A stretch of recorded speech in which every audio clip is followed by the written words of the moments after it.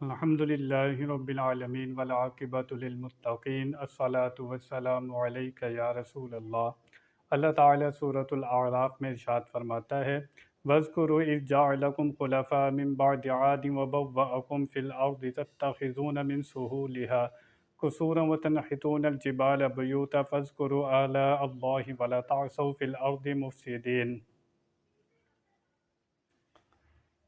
اور یاد کرو جب تم کو عاد کا جانشین کیا اور ملک میں جگہ دی کہ نرم زمین میں محل بناتے ہو اور پہاڑوں میں مکان تراشتے ہو، تو اللہ کی نعمتیں یاد کرو، زمین میں فساد مچاتے نہ پھرو۔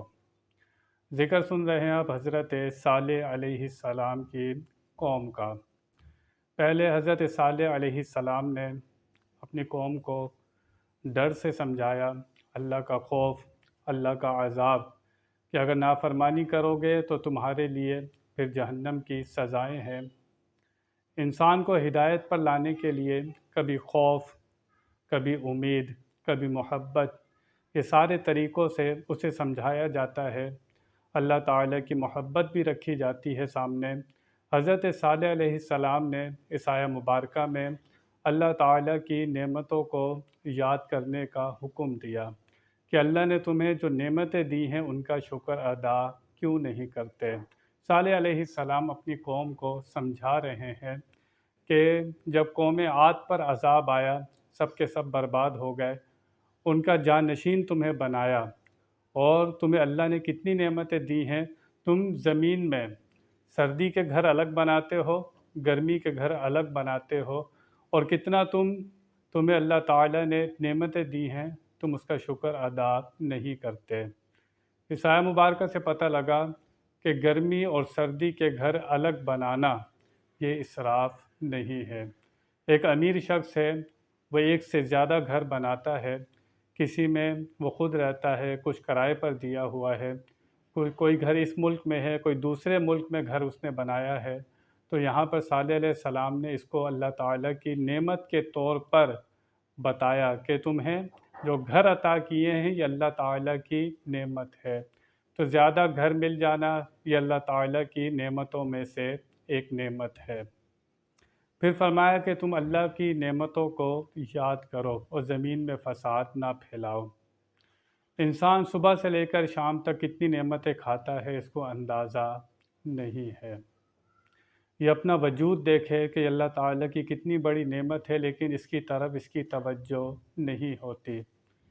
جس کے پاس کوئی آنکھ نہ ہو، جس کے پاس کان نہ ہو، زبان نہ ہو، جو کھانا نہیں کھا سکتا، جو چل نہیں سکتا، اس سے پوچھو یہ کتنی بڑی نعمتیں ہیں۔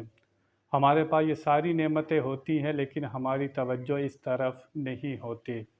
جو چیز ہمارے پاس نہیں ہوتی، ہماری ساری توجہ اس کے لیے سوچیں اس کے لیے ہوتی ہے کہ کاش وہ چیز مل جائے۔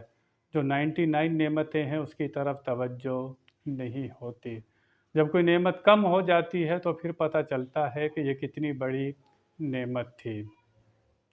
ایک امیر شخص ہوا ہے اوناسس، بہت امیر شخص تھا۔ یہ جو ہم اپنی مرضی سے آنکھیں بند کر لیتے ہیں، کھول لیتے ہیں، اس کی آنکھوں کے پپوٹے کام کرنا چھوڑ گئے تھے۔ وہ اپنی مرضی سے نہ آنکھیں بند کر سکتا تھا نہ کھول سکتا تھا۔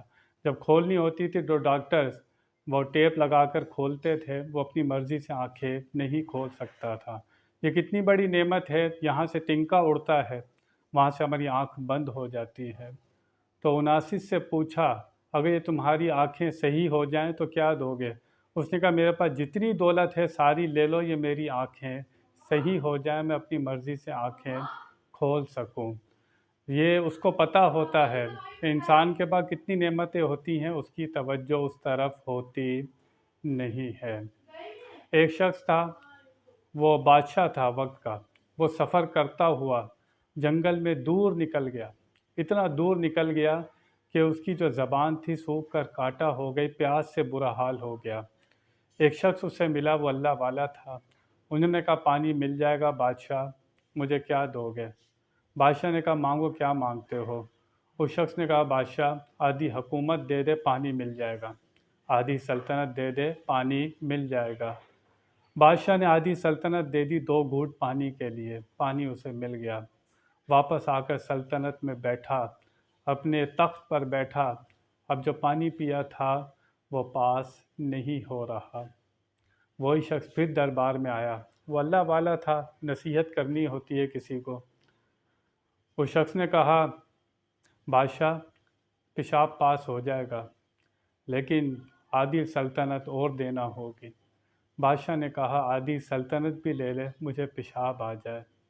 تو اس شخص نے کہا، بادشاہ تیری جو سلطنت تھی، تیری حکومت تھی، 2 گھونٹ پانی پر رکھی ہوئی تھی، نہیں ملا تو نے آدھی سلطنت دے دی، پاس نہیں ہو رہا تو نے آدھی سلطنت دے دی۔ انسان اپنے اوپر غور کرے، اندازہ کرے، یہ غرور کرتا ہے، تکبر کرتا ہے، کس بات کا غرور ہے، کس بات کا تکبر ہے۔ 2 گھونٹ پانی نہ ملے انسان پریشان، پاس نہ ہو جب پریشان۔ اللہ قرآن میں فرماتا ہے، اگر تم اس کی نعمتوں کو شمار کرنا چاہو تو اس کی نعمتیں شمار کر سکتے، گننا چاہو تو اس کی نعمتیں تم گن سکتے نہیں ہو۔ انسان نعمتوں کو یاد کرتا رہے تو اس کی زندگی میں سکون آتا ہے، آسانی آتی ہے۔ کسی کو بھی سب کچھ مکمل دنیا میں نہیں ملتا۔ وہی کامیاب ہوتے ہیں جو اللہ کی رضا پر راضی ہو جاتے ہیں کہ میرا سوہنا، میرا یار جس حال میں رکھے میں اس سے راضی ہوں۔ تو بندہ جب اپنے حال سے راضی ہو جاتا ہے، اللہ جس حال میں اس کو رکھنا چاہے اس پہ راضی ہو جائے تو اس کی زندگی میں سکون آ جاتا ہے۔ اچھے حال کے لیے کوشش کرنا منع نہیں ہے، پیسے کمانا، پیسے جمع کرنا شریعت منع کرتی، جائز کماتے ہیں، جائز خرچ کرتے ہیں، شریعت منع کرتی۔ امیر ہونا ہے، امیر آدمی بننا ہے، شریعت منع کرتی نہیں۔ کس کام سے منع کرتی ہے؟ دولت مل کر رب کو بھول گئے، نہ نماز کی فکر، نہ روزے کی فکر، انسان کو انسان نہیں سمجھ رہے، حقیر سمجھ رہے ہیں، کمتر سمجھ رہے ہیں، اس کو شریعت منع کرتی ہے۔ امیر ہونے سے شریعت منع کرتی نہیں ہے۔ اللہ تعالی ہمیں سمجھنے کی توفیق عطا فرمائے۔ وآخر دعوانا ان الحمد للہ رب العالمین۔